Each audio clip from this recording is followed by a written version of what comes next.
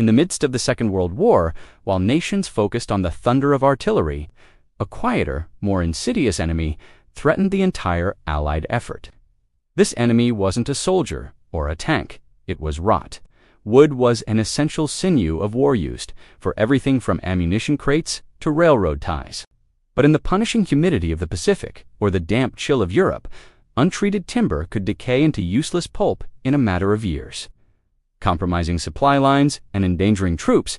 Yet scattered across former battlefields, some of these wooden artifacts have survived, mysteriously intact. How? Because military engineers and scientists, faced with critical shortages of preservatives, had to adapt and master a series of powerful methods to make ordinary wood almost immune to decay. These weren't complex new inventions. They were ingenious, low-cost adaptations of known techniques, streamlined for the front lines. They were solutions born from desperation, and they worked. These methods have been largely overshadowed by modern chemical treatments. But what if that lost knowledge holds the key to building things that last? Today, we are not just uncovering these techniques, we are recreating 10 of them right here. We will dig into the declassified files of military research and put these legendary rot prevention tricks to the ultimate test. Trick number 1. Creosote immersion in open tanks before the war. The most effective way to apply creosote was in massive, pressurized cylinders. This forced the preservative deep into the wood. But these facilities were limited, and the military needed to treat millions of posts in the field. The solution was a low-tech, brute force method, hot and cold immersion in open tanks. This wasn't a new idea, but military engineers refined it for mass application. The process was simple, yet highly effective. They defill large vats, often just modified steel drums, with creosote and heat it to over 200 degrees Fahrenheit. Green wood posts were then submerged in the hot liquid. The science behind this is elegant. The heat caused air and water in the wood cells to expand and escape. After hours in the hot bath, the wood was moved to a second tank of cool creosote. As the wood cooled, the remaining air contracted, creating a vacuum that sucked the dense, oily creosote deep into the timber. This ensured a much deeper penetration than simply painting it on. The results were dramatic. A standard railroad tie that might last only 5 or 6 years untreated could now endure for 15 to 30 years. This single technique was instrumental in maintaining the vast rail networks critical for moving troops and supplies. Even today, many of those creosote-treated timbers remain a dark, oily testament to a simple process that multiplied the lifespan of wood. While traditional creosote is now heavily regulated, the principle remains a powerful technique. For our demonstration, we'll use a safer, oil-based wood preservative in a steel trough over a propane burner. After several hours in the hot oil, we will carefully transfer our test post to a container of the same preservative at ambient temperature. The cooling process will draw the protective oils deep into the wood. It's a trick that requires patience, but the payoff is a level of protection that surface coatings can never match. Double diffusion with soluble salts, with creosote. In short supply, military scientists needed an alternative. They found their answer not in a single compound, but in a clever two-step chemical reaction that could happen inside the wood. This was the double diffusion method, a technique pioneered by the U.S. Forest Products Laboratory. The concept is pure chemical ingenuity. Instead of using one preservative, you soak the wood in 2 separate water-soluble solutions, one after the other.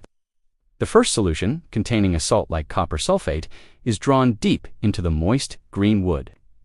After a few days, the wood is moved to a second solution, containing a chemical like sodium chromate or sodium fluoride. When these 2 chemicals meet inside the wood, they react to form a new compound that is highly toxic to fungi and almost completely insoluble in water.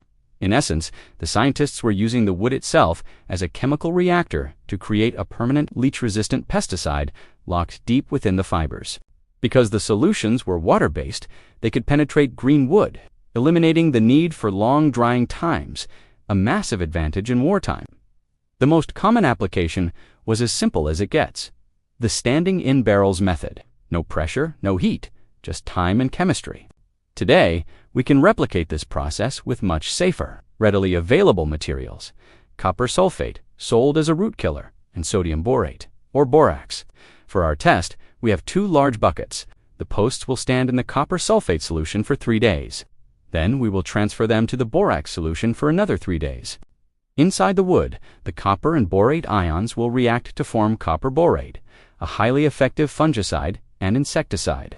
It's a simple, elegant process that transforms to cheap powders into a powerful, long-term wood preservative. Because when you need to protect wood in the ground, sometimes the old ways are the most clever. Zinc chloride burnitizing.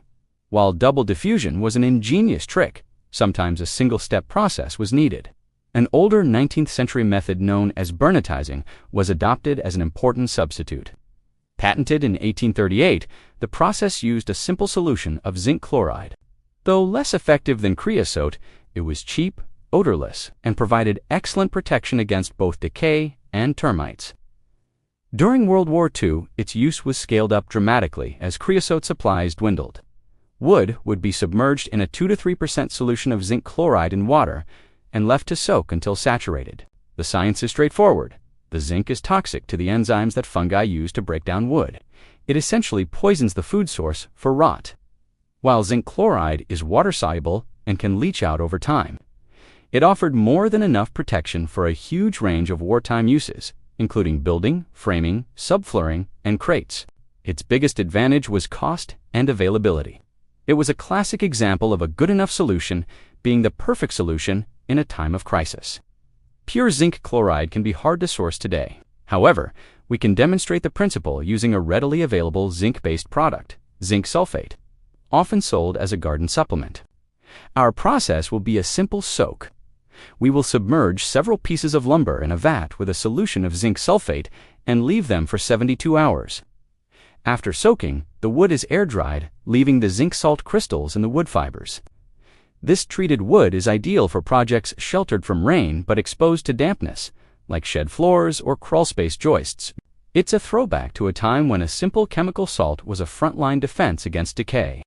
Bethel pressure treatment. While field methods were crucial, the industrial backbone of wood preservation was the Bethel process, or full-cell pressure treatment. Invented in 1838, this was the undisputed king of preservation techniques. During the war, existing pressure treatment facilities ran around the clock to produce the most durable components for the most critical applications. The process is a marvel of industrial engineering. Timbers are loaded into a long steel cylinder. First, a powerful vacuum pulls air from the wood cells. The cylinder is then flooded with a preservative like hot creosote. Finally, immense hydraulic pressure, up to 200 psi, is applied, physically forcing the preservative deep into the wood. This was the method that transformed a railroad tie with a 5-year lifespan into one that could last for 30 years or more. It was essential for naval pilings and bridge timbers, where failure was not an option. This was not a forgotten trick, but the high-water mark of brute force preservation, the standard against which all other methods were measured. Obviously, we cannot recreate an industrial pressure treatment plant, but we can demonstrate the core principle on a small scale. Using a custom-built pressure chamber, we will place a small block of wood inside. After evacuating the air with a vacuum pump, we'll inject our preservative solution. Then, using a hydraulic pump, we will increase the pressure. When we cut the block open, we expect to see a much deeper penetration than a soaked block. This perfectly illustrates why pressure treatment is still the standard today. Because when you need absolute, uncompromising protection, you have to force it in. Boucherie end injection for green wood, one of the most ingenious methods of the era, was the boucherie process, a 19th century technique that uses a tree's own circulatory system to distribute preservatives. It was perfect for treating freshly felled trees without drying time or industrial equipment. The method is brilliantly simple. A waterproof cap is attached to the butt end of a freshly cut green log. This cap is connected via a hose to a raised reservoir, often just a barrel on a scaffold, with a water-soluble preservative like copper sulfate. Gravity does the rest. The hydrostatic pressure slowly forces the preservative into the log, pushing the natural sap out the other end. The process is complete when the liquid dripping from the far end shows traces of the preservative. It's like giving the log a slow, intravenous drip of rot-proofing medicine. This was an ideal technique for engineering units operating in remote areas. A perfect marriage of natural science and practical engineering. This is one of the easiest historical methods to replicate. We have a freshly cut pine sapling, we've attached a heavy-duty cap to the butt end, connected by a hose to a 5-gallon bucket of copper sulfate solution on a ladder. Now, we simply wait. Over the next week, we will see the tree's natural sap being pushed out, eventually replaced by the blue-green drips of our preservative. Once treated, this post will have a built-in reservoir of fungicide to protect it for years. It's a living piece of history, demonstrating a method that is as effective as it is elegant. Trick number 6, copper sulfate diffusion alongside zinc. Copper sulfate was another key metallic salt in the preservation arsenal. Used alone, copper salts proved to be a powerful and relatively inexpensive fungicide. European tests before the war had shown that copper sulfate could outperform zinc in certain conditions, making it a valuable alternative for treating poles and mine timbers. Like zinc chloride, copper sulfate works by disrupting the metabolic processes of decay fungi. The most common method of application was simple diffusion, where green wood was soaked in a copper sulfate solution. The water in the wood acted as a carrier, allowing the copper ions to migrate into the cellular structure. This process was particularly well suited for green wood, again bypassing the need for lengthy drying. However, copper sulfate had one significant drawback. It is corrosive to iron and steel. This meant wood treated with it could not be used with iron fasteners like nails or bolts, as the chemical reaction would corrode them. But in situations where wooden pegs were used, it was an excellent choice. The legacy of copper sulfate is alive and well in modern wood preservatives. For our demonstration, we will use a simple soaking method in a water trough filled with a copper sulfate solution. We will also place a steel nail into one of our test pieces after it has dried to illustrate the corrosive effect that wartime engineers had to account for. After soaking, the wood takes on a faint greenish-blue hue. This wood is now highly resistant to fungal decay. For a modern dyer, this method is fantastic for projects like garden stakes or any outdoor wood project that does not rely on metal fasteners. Trick number 7, pole shaving and incising pretreatment. Not all preservation tricks involved chemicals. Some of the most effective techniques were purely mechanical, designed to prepare the wood to receive preservatives more efficiently. As preservatives became strategic assets during World War II, ensuring every drop was used effectively was paramount. 2 key pre-treatment steps became standardized practice: shaving and incising. Pole shaving machines would peel the bark and shave the outer layer of the wood to a smooth, uniform surface, ensuring that the preservative was absorbed evenly. The second, more critical step was incising. Certain wood species, like Douglas fir, have a dense heartwood that is incredibly difficult for preservatives to penetrate. To overcome this, poles were passed through machines with tooth rollers, creating a dense pattern of small slits or incisions all over the surface, especially in the groundline zone. These incisions acted like tiny wells, allowing the preservative to penetrate much deeper. This practice could dramatically improve the effectiveness of the chemical treatments that followed. We don't have an industrial incising machine, but we can easily replicate the process by hand. This is a fantastic trick for anyone preparing posts for a deck or fence. Using a sharp utility knife, we will make a series of shallow, parallel cuts into the surface of our 4x4 post. We will concentrate our efforts on the bottom 3 feet. Once incised, we apply our preservative. You can visually see how the liquid wicks into the cuts, creating reservoirs of protection.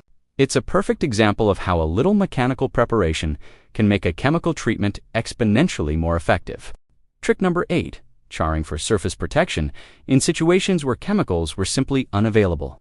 Soldiers turned to one of humanity's oldest wood preservation techniques: fire.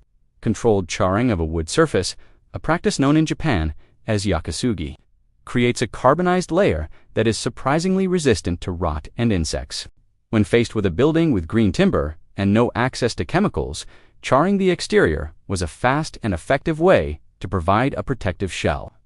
The process involves applying a hot flame to the wood surface, burning the soft outer fibers, and leaving behind a hard, stable layer of carbon. The science is multifaceted. First, the charring burns off the hemicellulose, the most accessible food source for decay, fungi. Second, the carbon layer is naturally hydrophobic, repelling water.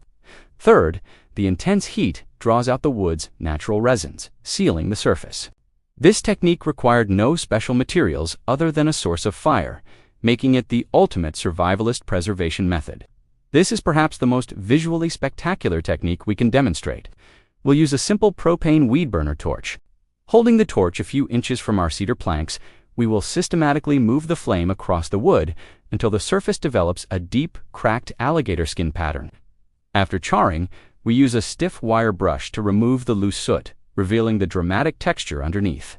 The final step is to rinse the boards and seal them with a natural oil. The resulting plank is not only stunningly beautiful, but is now naturally preserved against water, rot, and insects. It is a testament to the power and elegance of this ancient fire-born trick. Trick number 9. Oil drum barrel diffusion. The standing in barrels method proved so successful that it became a standalone technique, particularly as the principles were refined by the FPL after the war and applied to new chemical combinations like borates. The oil drum barrel diffusion method was the epitome of low-tech, high-impact preservation. This method democratized wood preservation. All you needed was a 55-gallon drum, water, and a bag of chemical salts. It was the ideal delivery system for the new generation of borate preservatives. Borates are highly effective against fungi and insects, but with very low toxicity to humans and animals, making them much safer to handle than creosote. The process was identical in its simplicity. Fence posts were stood upright in a drum filled with a borate solution and left to soak. The FPL's post-war research, building on their wartime experiments, heavily promoted this method for farmers, and test plots showed that posts treated this way had remarkably low failure rates. This is the ultimate DIY borate treatment. We have a standard 55-gallon plastic drum. We will make a concentrated solution using a commercially available disodium octabrate tetrahydrate powder, such as Timbero. Then we will take a bundle of untreated 2x2 garden stakes and stand them in the solution for a full week. The borates will slowly wick up the stakes. After a week, we'll remove them and let them air dry. The resulting stakes are now armed with a powerful defense against rot and termites. It's a trick born from wartime research that remains one of the most cost-effective and safer ways to preserve wood today. Trick number 10. Creosote recovery and rediffusion in the throes of a global conflict. Waste was not an option. This sparked a fascinating series of experiments, mainly in the years following the war. Based on the wartime mindset of scarcity, could they reclaim the creosote from old end-of-life treated wood and reuse it? The concept was simple: recycling, applied with industrial urgency. Old railroad ties and telephone poles still contained a significant amount of preservative. Researchers developed methods to use steam or heat to cook the creosote out of the old wood, collecting it for reuse. The results from these early 1950s experiments were highly encouraging. The recovered creosote was still a highly effective preservative. This was conservation at its most pragmatic, driven by the stark reality of scarcity. It embodied the use it up, wear it out, make it do or do without mentality. Today, this principle of recovery and reuse is more relevant than ever. The spirit of this trick lives on every time a builder salvages old growth beams from a demolished warehouse. That wood is incredibly dense and stable. By refinishing it, we are doing exactly what those scientists were doing, recognizing the value in old materials and giving them a new purpose. For our final demonstration, we will honor the spirit of this trick. We will take a piece of salvaged lumber, clean it, and treat it with a modern penetrating oil finish. By combining the inherent durability of old-growth wood with modern protection, we create a piece that could last another 100 years. This is the ultimate preservation trick, choosing wood that has already stood the test of time. We've recreated 10 fascinating wood preservation techniques, but the title of this video promises rot prevention for 50 years. We can't wait that long, but we can accelerate the test. This isn't a scientific guarantee of a 50-year lifespan, but a brutal demonstration of relative effectiveness. Months ago, we treated 11 identical pine boards, 10 with our recreated methods, and 1 left untreated as a control. We then buried all 11 boards in a compost HEPA, warm, moist, microbially active environment. Now, it's time for the reveal. First, the control board. It's barely recognizable. It's soft, spongy, and has the structural integrity of a wet sponge. A slight push with my thumb goes right through it. This is what nature does to unprotected wood, and it does it fast. Now, let's see how our treated boards fared. One by one, we pull them out. The The board treated with our hand-incised and oil-sealed method is solid. The board treated with the single-soak zinc sulfate solution is similarly robust. And here are the most impressive results. The board treated with the double diffusion of copper and borate is almost pristine beneath the grime. And finally, the charred board. After a quick scrub, the dark, carbonized surface is completely intact. The wood underneath is perfectly sound. The difference is not subtle. It's absolute. The untreated wood is destroyed. The treated wood has survived. This is the legacy of that wartime ingenuity. These tricks work. They are not just historical curiosities. They are practical, powerful tools for anyone who wants to build things that last. The Second World War was a conflict defined by industrial might, but it was also a war won by ingenuity. The need to protect a simple piece of wood from rot was critical, and the solutions they mastered, born from scarcity, remain profoundly effective. These 10 tricks are more than just forgotten footnotes in history. They are a library of lost wisdom. They teach us that with a little knowledge of chemistry and an understanding of how wood works, we can dramatically extend its life. From the elegant chemistry of double diffusion to the brutal simplicity of charring with fire, these methods put the power of preservation back into the hands of the individual. This is knowledge that deserves to be remembered, not for nostalgia, but for its enduring utility. It's for the builder, the homesteader, and the maker. It's for anyone who believes that the best ideas from the past deserve a place in the future. If you believe that this kind of lost wisdom is worth reviving, subscribe for more deep dives into forgotten history brought back to life. Let us know in the comments which of these tricks you found most fascinating. Thank you for joining us on this journey back in time.